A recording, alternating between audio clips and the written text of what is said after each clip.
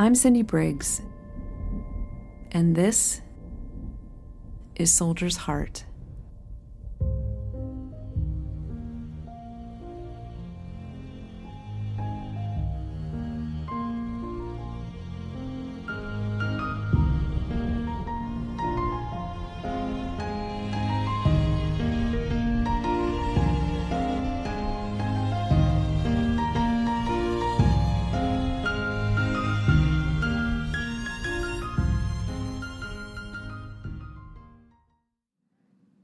What you're about to hear is a love story.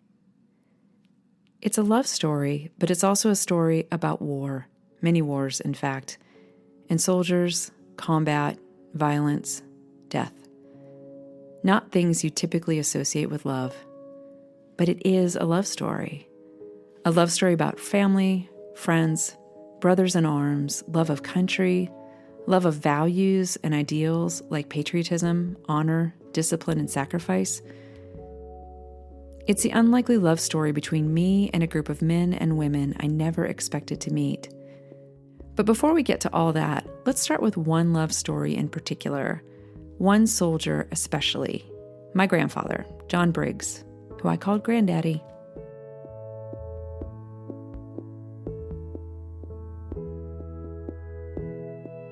When I was a little girl in the 1970s, I figured my granddaddy must be friends with guys like Bing Crosby and Bob Hope, the famous ones on the Christmas specials we loved to watch together.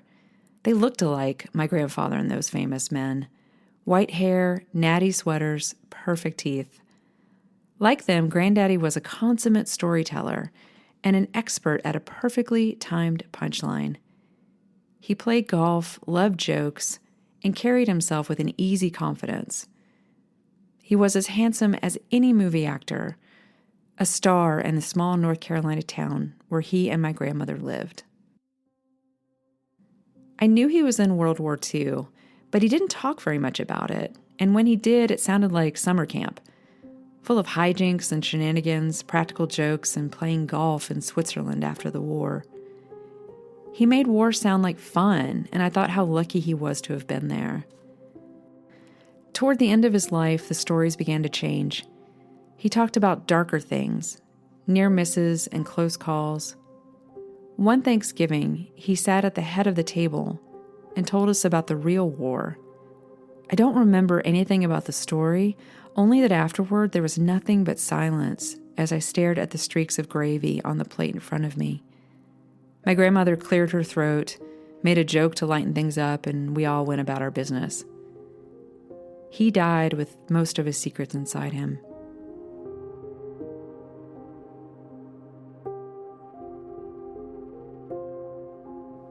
Nine years later, after my grandmother died, we cleaned out the house where they had lived for nearly 70 years.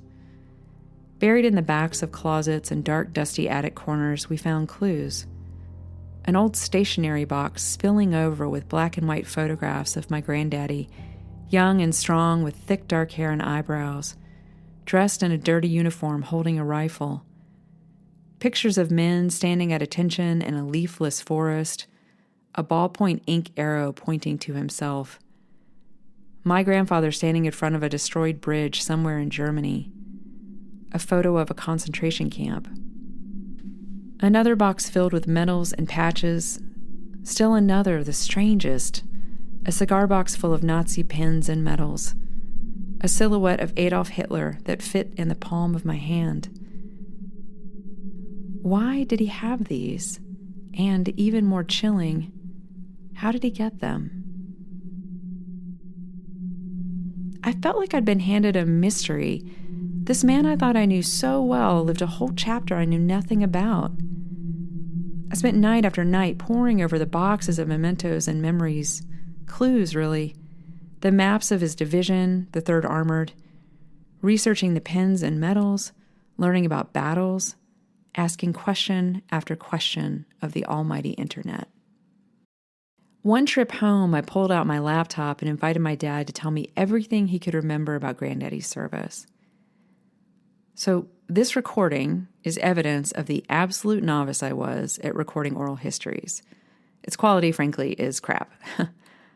I thought about re-recording it, polishing it up for you, for this podcast, but this first recording is the real thing. It's the genesis of everything that comes after. So let's start here. Let's go back to the beginning together. I'm guessing my dad was drafted in the fall of 43, and he had an option of Navy and Army and Marines or whatever, but he chose the U.S. Army so he could stay home for Christmas in 1943. He was 31 and a half years old. Then he arrived in Europe in September 44. Okay. Went over on the Ile-de-France. He was a reconnaissance quite a bit. So he and maybe an officer would, maybe he was the driver and an officer was with him, and they'd go over the hill with their binoculars and try to find the enemy. I remember him talking about Aachen and how that city was destroyed. Okay. And was it destroyed when he went in? Did he they receiving the hostile fire? Mom had talked about once upon a time about how Granddaddy, when he came back, might have had some PTSD stuff. Like he would wake up in the middle of the night having nightmares. Yes, one time. One time, okay. Yeah. What do you know about that? Oh, he was screaming and trying to call out the bedroom window there in the back bedroom. Mm-hmm.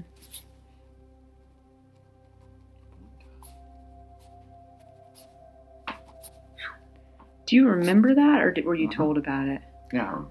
That was scary then, right? Yeah. Yeah. How old were you? 4, I guess. Okay.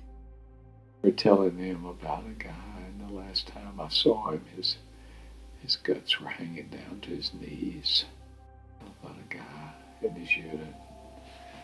Last time I saw him, his guts were hanging down to his knees.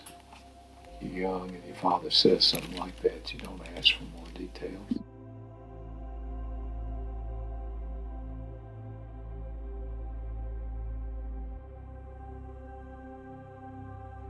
So there it is, the beginning. I thought asking questions of my dad might quell my curiosity, but it only stoked it further. It was the quiet in his voice and that line about the man whose guts hung down to his knees. I picture my grandfather in that moment. He was 32 years old, a young man, but a grandpa in comparison to the other soldiers around him, who were 18, 19, 20 years old, full of hot-headedness and fight and bravado. Then a shell hits a man and everything changes. Death shows up, and it's neither pretty nor romantic. These were the thoughts that filled my mind at 3 a.m. You know, that witching hour when the logical brain takes a vacation and dark imaginings fill that void. I couldn't shake the thoughts night after night. I couldn't square the man I knew, so full of grace, good humor, and light, with the man who survived that war. As I lay there in the restless darkness, a thin voice kept rising to the top. It suggested quietly, not quite confidently, that perhaps I needed to seek out World War II veterans to interview, and at first it was easy to dismiss. But over time, that voice shook off its insecurities and became more demanding, less suggesting, more ordering. I reached out to a few well-connected friends. I asked them if they knew of any World War II veterans who might be willing to talk to me. One responded, Catherine. She knew of a veteran named Bill who lived in a local retirement community. He had an email address, and he and I began to correspond. He agreed to talk to me, and he also asked if he could bring along 2 other World War II veteran friends. He said they both spent their 21st birthdays as prisoners of war. Yes, please, I wrote back. We met at their retirement community on the day before Thanksgiving. Snow fell lightly from a cold gray sky. 2 of the wives came as well. We ate chicken salad sandwiches and drank iced tea and talked for 3 hours until the sky grew dark. As we got up to leave, Bill asked me, "Do you think other people your age are interested in this? I mean, I don't know of many young people who want to know about the war." "I don't know," I answered. "I think there are lots of us who are afraid to ask." By the time I got home, I knew I wanted to go back and talk to each of them individually. Conveniently, my friend Catherine, who introduced me to Bill, happened to be the executive director of a local history museum. They aspired to grow an oral history collection. She lent me their recorder and handed me a list of possible questions and a pile of release forms. And just like that, I became an oral historian. And just like that, I became a woman obsessed. I set a goal of interviewing 10 veterans, 10 opportunities to get to know my granddaddy all over again. Since 2014, I've interviewed over 100 veterans from World War II through the 1980s. These interviews have introduced me to people I never would have met and to a culture I'll never fully understand. As much as I want to, I'll never fully comprehend what it means to have served in the military, what it means to have participated in war. I am and always will be an outsider.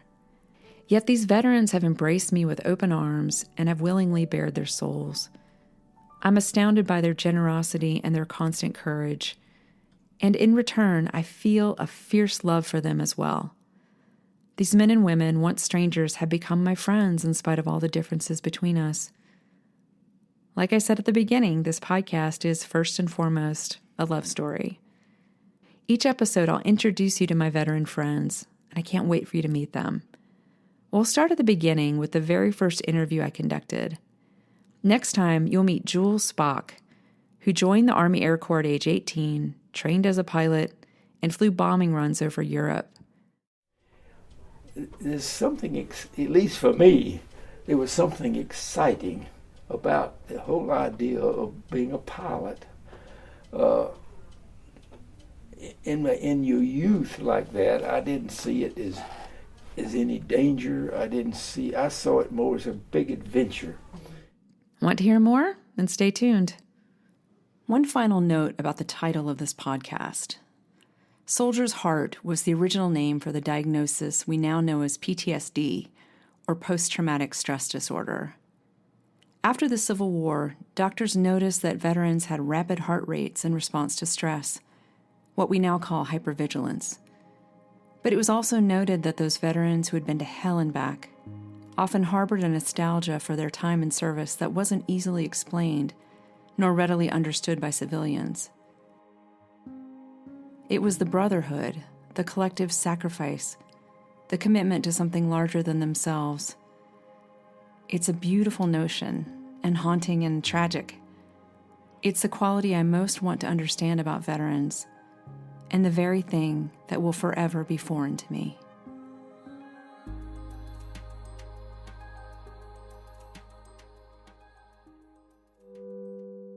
Soldier's Heart is written and produced by me, Cyndi Briggs, and features veteran stories from North Carolina.